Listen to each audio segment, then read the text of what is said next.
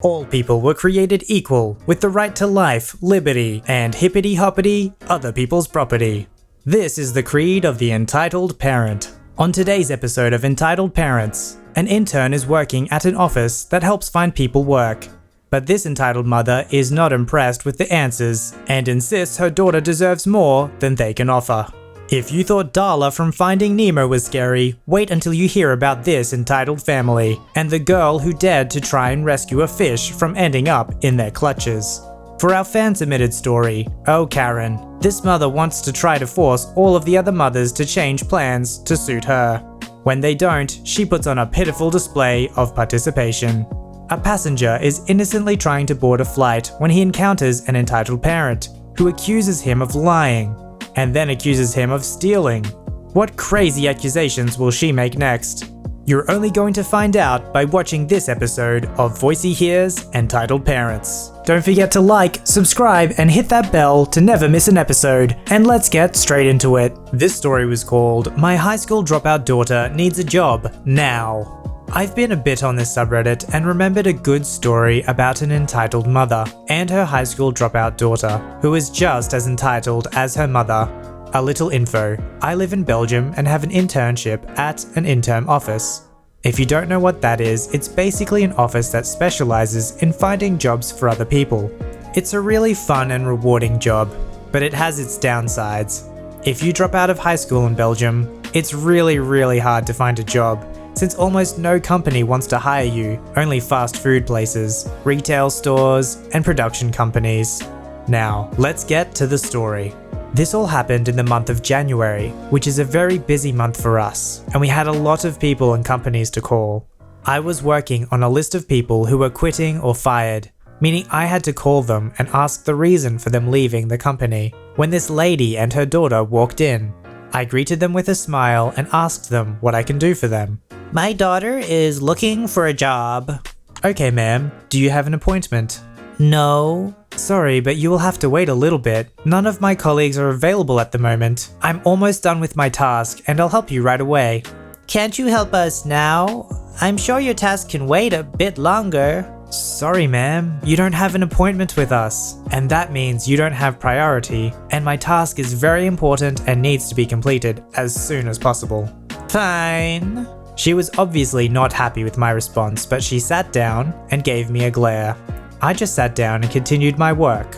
After maybe 10 to 15 minutes, I was done with my task and invited her to sit at my desk. She quickly came over and sat down, and I could see, by the way how she walked, that she was very ticked off. Her daughter took a seat next to her, and I started with filing in the standard information: name, age, address, etc.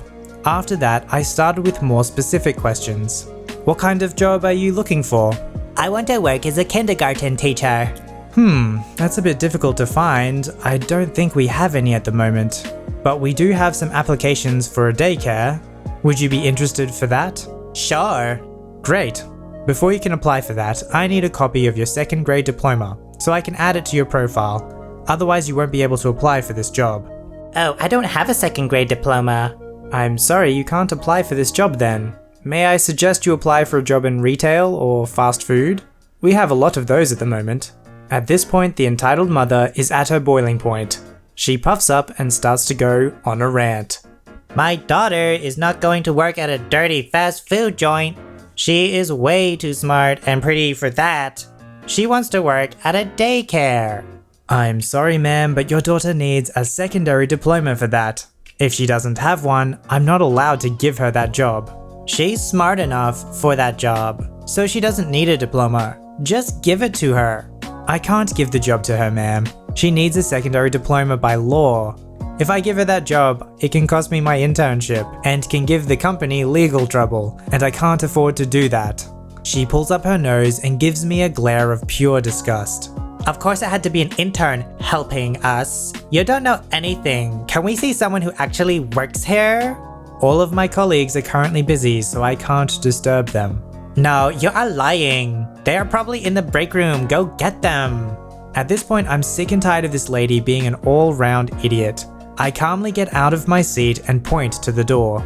Ma'am, could you please leave? You are being very hostile towards me. No, how dare you even speak to me like that? I'm not leaving until you get someone who knows what they're doing, or my daughter gets a job at a daycare.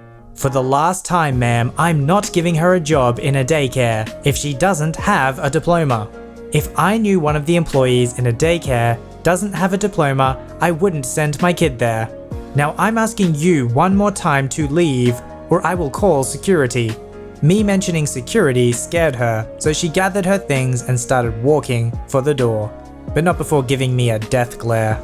I'm going to make sure you lose your internship. Mark my words. I later heard that they went to a different office, where the girl applied for a job in a fast food joint. I do not envy the lady who had to work there. I'm sure most of the people that she has to deal with are just sincere people looking for a job, but 100% guaranteed, every day, they would meet people like this, who feel entitled for a particular job they want to do, but they don't have the skills, and they probably don't have the determination to actually do what they have to do to get there. Which is no wonder why they're unemployed in the first place. I wonder if this is why they always feel entitled to other people's things.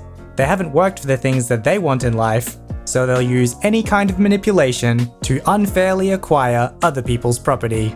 This story was called Entitled Mother Followed Me to My Car Because I Bought a Fish Her Kids Wanted.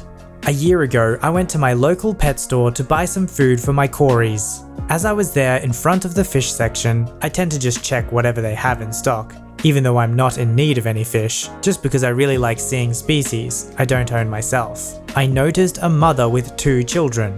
The girl was about 8 and the boy was about maybe 5 or 6.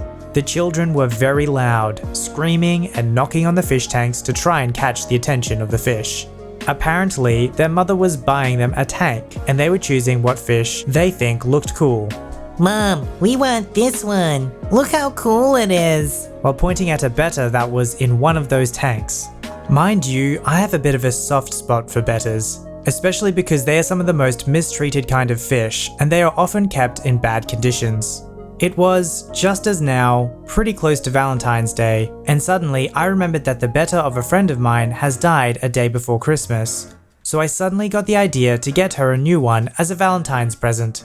I knew she hadn't gotten a new one, but was thinking of it. The betta was of a beautiful platinum bluish hue, and I kinda knew that he wouldn't survive long in whatever fish soup the children would be getting.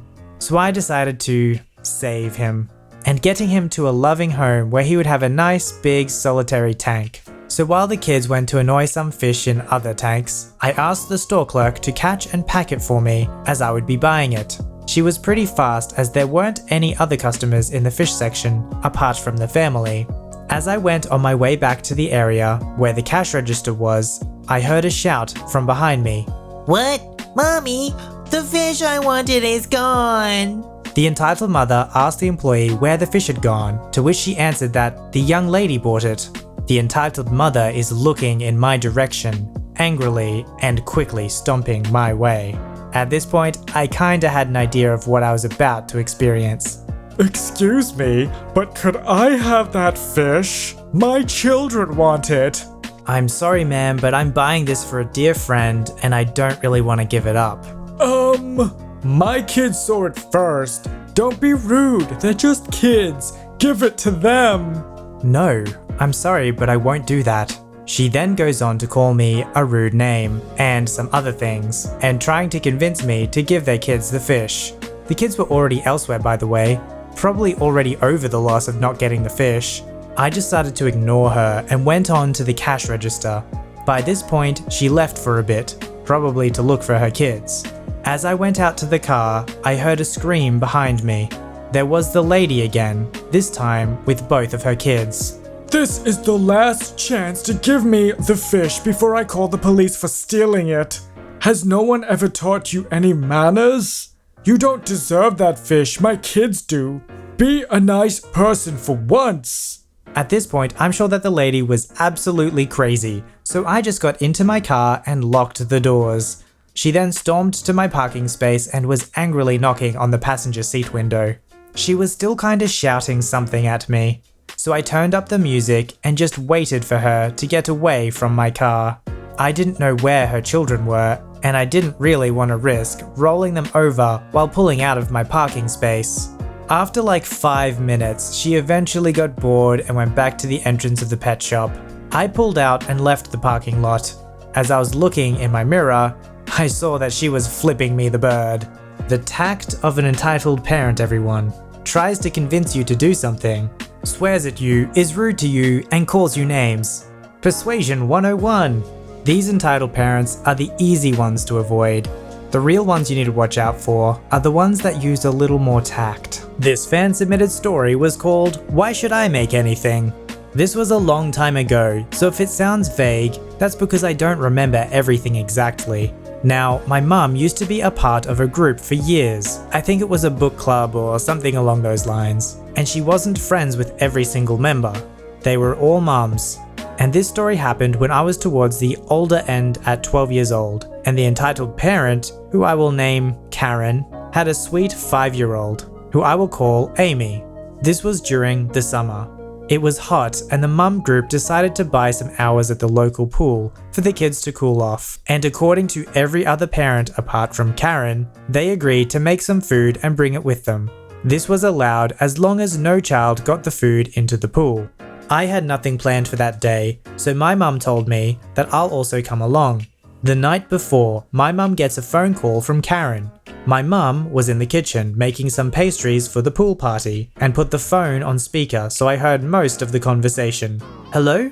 Hi, I was wondering what food we're ordering for the kids. Oh, hi Karen. We aren't ordering. Everyone agreed we'd make something and bring it over. What? Were you not told? Even if I was, I'm not going to cook. I later found out that she didn't even cook for her family, despite being a stay-at-home mum. Well, you could bring the drinks if you want. Just call Emily about it. I'm not going to embarrass myself. And Amy really wanted chicken nuggets.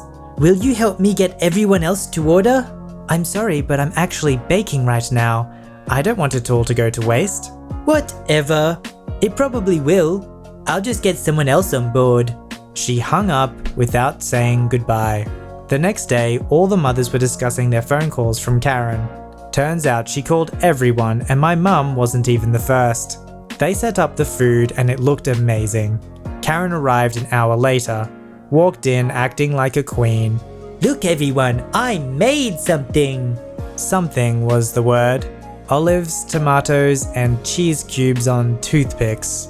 They were meant to look like skewers, but the salads brought by some of the other mums looked much more appetizing, and she clearly didn't make enough for every single child. Some kids asked Amy if she was upset there were no chicken nuggets. Turns out she didn't even like them to begin with. The sad thing about the situation Karen is in is that there's nothing wrong with not being able to cook or if you don't like cooking, but her insecurity of what other people would think of her led her to try and manipulate all of her friends. If she was just honest with everyone and said, I'm not a very good cook and I don't like it very much, is there something else that I can do? Well, it turns out there could have been. She could have brought some drinks. If she didn't let her insecurity get the best of her, it wouldn't have led to her lying about her child wanting chicken nuggets and trying to manipulate everybody else individually to force things to go her way. What do you think? Do you think Karen is just a victim of her insecurity? Or do you think she's just a flat-out entitled parent and she would have used any excuse to get her way? Let me know down in the comments below. This story was called Entitled Parent Lies About Having My First Class Ticket. This is from the summer of 2018. My father traveled for business for 15 years or so, and he had racked up an insane amount of miles, in the high 100,000s. But early in 2018, he decided to quit and start his own business, and being the amazing dad he is, decided to give me all his miles for my birthday. He set the standard pretty high for birthday presents. Anyway, I decided to visit my grandparents in rural India, so I booked a first-class ticket through Lufthansa. It would be my first time flying first class, and I was pretty giddy. This is where it gets interesting. A few weeks later, I'm at the gate waiting to board, and I notice a mother, the entitled parent, and her child, around 12 or 13, also waiting for the same flight. The stewards finally announce that it's time to board, and like the crazy animals we are, all of us rush to the gate. The stewards get ticked off and tell everyone to sit back down and then announce that they are only letting in first class and parents or guardians with children board first. I go and wait in line and notice that the entitled parent and child are standing beside me in the other line. Side note for the next part, I don't look very old. In fact, I have a baby face. I easily look 6 to 7 years younger than I really am. The line was moving slowly because there was an issue with the scanner. Entitled parent looks at me and starts talking. Why are you in the first class line? Because I'm in first class. Why else? You must be in the wrong line. You see, first class is not for people like you. You better sit down and wait to be boarded. I paid to be in first class. That's impossible. Look at you. At this point, I arrived at the counter and they scanned my ticket. Welcome, Mr. X. Go through this corridor and the attendee for your deck will escort you to your seat. Just hearing that made me feel excited. The entitled parent now realizing my ticket was legit. He stole it. That was my ticket. And he took it from my bag. Just look at him. Does he look like he bought it? Me and the steward look at each other in disbelief. We just had this look like, is she serious? The child clearly hated what was happening and kept telling his mum to stop. Can you please stop? Everyone's looking. I'm telling you, he took it. And look, he's made my kid cry. The whole situation was just so sad. I felt bad for the kid for having a parent like that. I continued on my way and enjoyed the flight. I was told that they were never let on board because she had apparently called me some racial slurs. This story was called Missing Dog Found but Refused to be Returned. This is a story from my dad. This happened in the early 70s. My dad, at the time around 10 or 11, had this dog that his family owned. It was adorable, and he often tells stories about how good and loving it was. It was a mutt, but was described as a giant chihuahua-looking creature, very dorky but lovable. One day, somehow the dog got outside and ran away.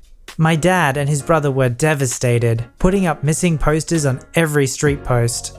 This dog wasn't just a pet to my dad's family, as like many of you know, pets you have really turn into family. He adored that little guy. His name was Squeak, by the way. Some time passed. One night his family was out for a drive and passed by a house with a decent sized hole in the fence. My dad thought he saw Squeak through the hole in the fence and asked if they could pull over. Sure enough, there was their beloved dog, chained up in some stranger's backyard. My dad and his brother were ecstatic. Their father rushed to the door, happy they were getting their dog back after a month or so. The doors open, revealing the entitled mother. The conversation went like this. Hi, you seem to have our dog in your backyard. We've been looking for him for a while now. Yes, I've seen the posters. So, how should we do this? Do you need any help getting him from the backyard? No, my kids have grown quite fond of him. I think we're gonna keep him. My father is taken aback. I have 2 sons that have been missing him very much. He is our dog after all. Yes, but my kids like the dog. We found him. We're taking care of him. Ma'am, please give us our dog back. The entitled mother continues to argue with the father until she just shuts the door on him. My father gives up and walks back to the car, angry and annoyed. A couple days later, after my dad and his brother were furious about what happened, their father drives back to the house when the entitled mother isn't home. The dad proceeds to climb over the fence, unhook Squeak from the chain. He's been locked up, presumably for several weeks now, and they take him home. The family that took him in the first place never bothered them again, and the matter was ended there. Needless to say, Squeak lived out the rest of his happy life with his family again. If you'd like your story to be narrated by me, don't forget to visit the subreddit r/VoiceyHere, link below. Don't forget to like this video and subscribe if you'd like to see more. Alright, I'll see you in the next one. Excuse me, but could I have that fish?